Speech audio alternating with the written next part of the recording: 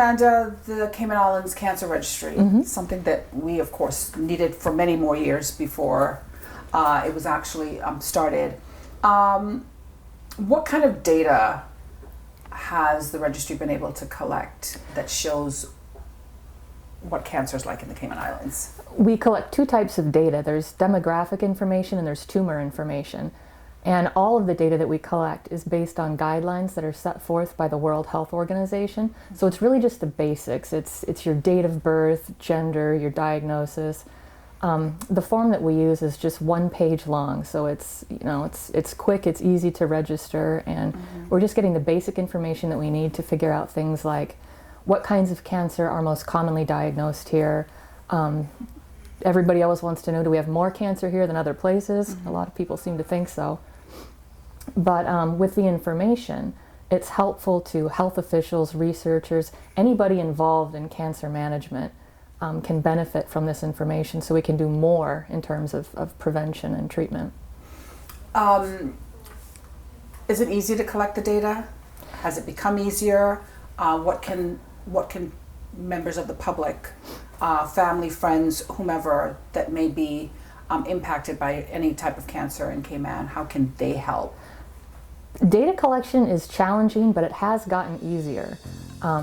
It's a voluntary registry, which is, for a population-based health registry, it's a little different than how it works in other countries. We don't get information directly from pathologists or medical professionals, which is typically the way health registries work.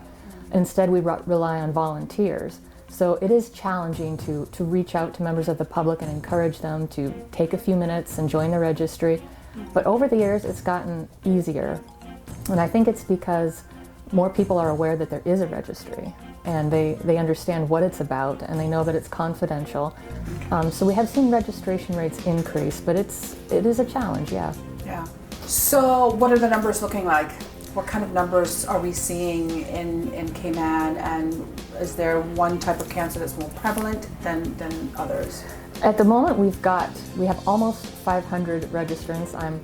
I am optimistic that by the end of this week or possibly next week, we are going to break 500, which will be significant. Right. Most of our registrants are female, 68% are female, 32% male, and I'm always trying to encourage more men to participate in the registry.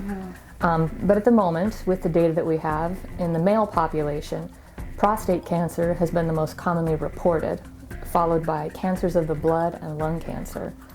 And in females, breast cancer is by far the most commonly reported. Almost 40% of the cases in the registry are breast cancer. And in females, the second most commonly reported is colon cancer, followed by ovarian cancer. So, yeah, we've seen a lot of breast cancer reported. So what's the process if I want to come and get registered? Good question. We try to make it as easy as we can, and there's more than one way. Some people prefer to come to the office, have a conversation about what the cancer registry is before they participate.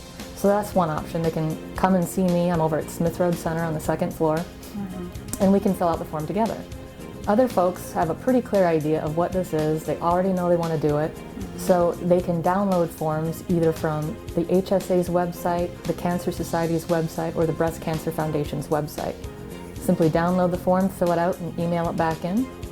I also go to the local events, Cancer Society events, and have my little table there, so anyone at the events can go ahead and register there. But I've even met people at their places of employment. If they can't get away for a few minutes, I can meet them somewhere and register them there.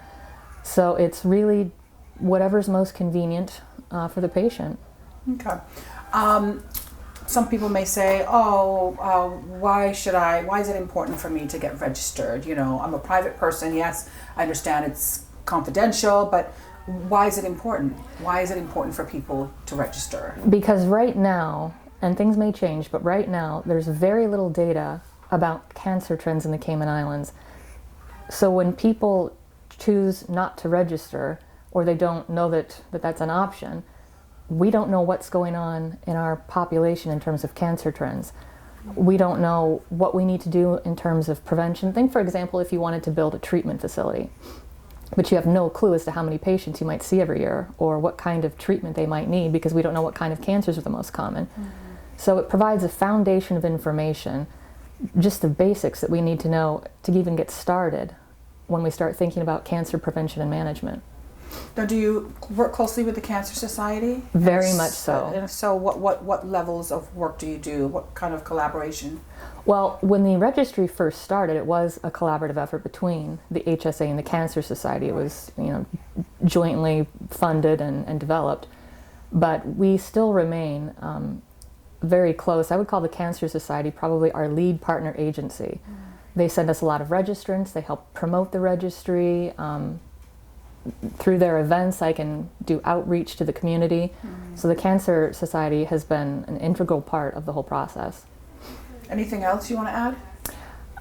Just that anybody who wants to register can contact me. The phone number is 244-2560. You can find all sorts of information about the Cancer Registry on the Cancer Society's website and also the HSA's website. Anyone wishing to register can also do so at the Cancer Society. While this is not through the Cancer Society, I'm always happy to meet people over at the Cancer Society and speak with them and get them registered.